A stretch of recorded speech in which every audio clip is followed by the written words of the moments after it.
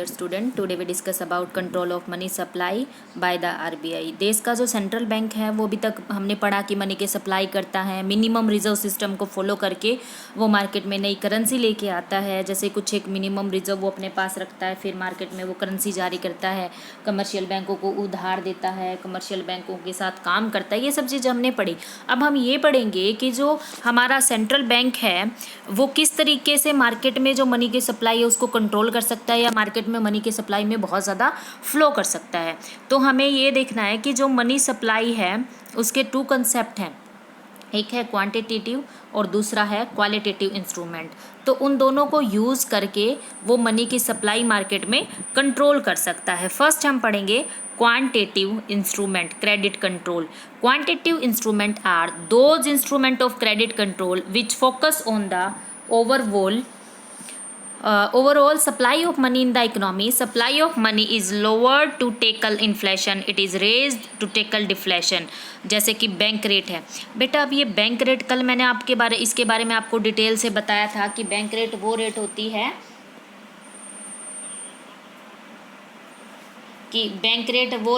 है जिसके ऊपर आरबीआई है वो कमर्शियल बैंकों को उधार देता है। It is lent relates to instant immediate loan required of the commercial bank. ठीक है, ये कमर्शियल बैंक के जितने भी लोन उसको रिक्वायर्ड होते हैं उसको फुलफिल करती है।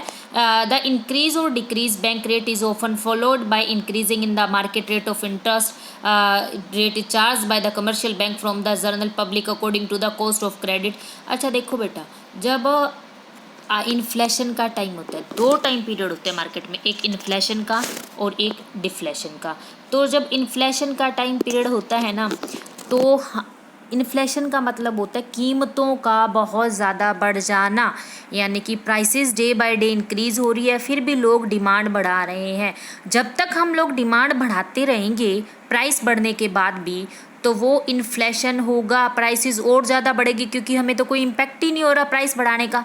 अगर हम सब लोग प्राइस बढ़ने पर डिमांड करना कम कर देना तो प्राइस बढ़ नहीं सकती, वो कम हो जाएगी। क्यों? क्योंकि जैसे ही प्राइस बढ़ेगी हम लोगों ने डिमांड कर दी, डिमांड करेंगे तो वो अपना स्टॉक थोड़ी ना रखेंगे, सामान को सेल करने के लिए प्राइस कम करेंगे, क्योंकि लो प्राइस हमें ये सिखाता है, लो ऑफ डिमांड हमें ये बताता है कि प्राइस बढ़ने पर हमें डिमांड कम करना चाहिए, क्योंकि there are negative relationship between price and demand.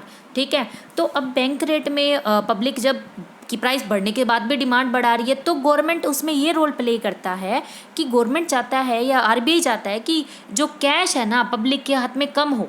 जितना कैश पब्लिक के हाथ में कम होगा उतना ही तो वो अपने बढ़ी हुई प्राइस पे डिमांड कम कर पाएगा। जब उसके पास पैसा ही नहीं होगा तो वो डिमांड ही नहीं करेगा, डिमांड नहीं करेगा तो बढ़ी हुई प्राइस है वो कम हो जाएगी, जो इन्फ्लेशन का टाइम पीरियड था वो कंट्रोल हो जाएगा। तो in period of inflation RBI चाहता है कि बैंक में पैसा ज़्यादा रहे और पब्लिक के हाथ में कैश इन हैंड जो होता है वो कम रहे। तो इन्फ्लेशन के टाइम पे जो कमर्शियल बैंक है बैंक रेट को बहुत ज़्यादा हाई रखेगा, जिसकी वजह से कमर्शियल बैंक आरबीआई से उधार नहीं लेंगे। आरबीआई से अगर वो लोन नहीं लेंगे तो उनके पास जो पैसा है वो कम आएगा, जो पब्लिक को लोन कम देंगे तो पब्लिक की डिमांड कम होगी। अब डिफ्लेशन के टाइम क्या होता है? डिफ्लेशन के टाइम पे आरबीआई चाहता है, डिफ्लेशन का मतलब होता है बेटा मंदी कब होती है? जब बहुत अमाउंट में प्रोडक्शन हुआ है, प्रोड्यूसर प्रोडक्शन किए जा रहा है, पब्लिक उसकी डिमांड नहीं कर रही। इस टाइम पीरियड पे गवर्नमेंट की रिस्पॉन्सिबिलिटीज़ होती है कि वो डिमांड को क्रिएट करे। डिमांड को कैसे क्रिएट करे? जब पब्लिक के हाथ में पैसा होगा तो ही तो वो डिमांड करेगी ना।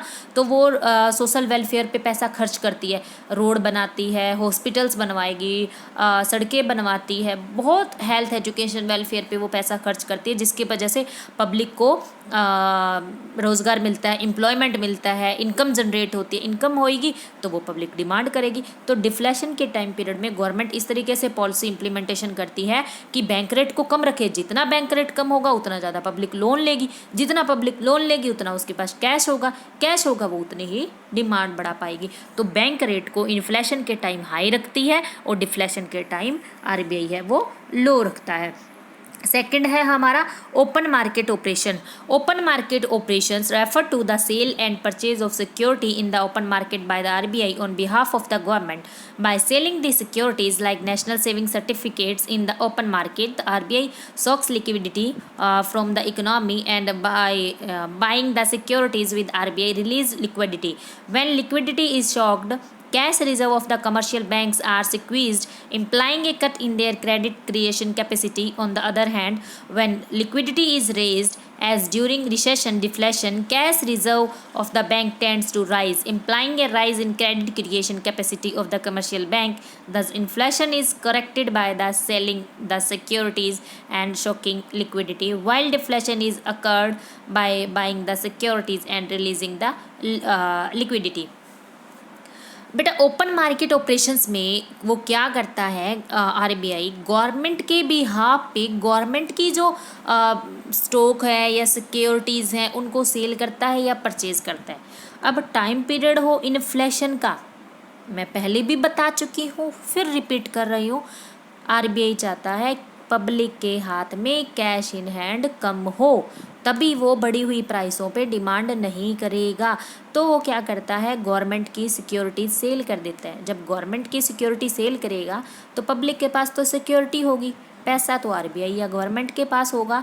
पब्लिक के पास जब कैश ही नहीं है तो वो डिमांड नहीं कर पाएंगे, डिमांड नहीं कर पाएंगे तो जो बढ़ी हुई प्राइसेस थी वो डाउन हो जाएंगी।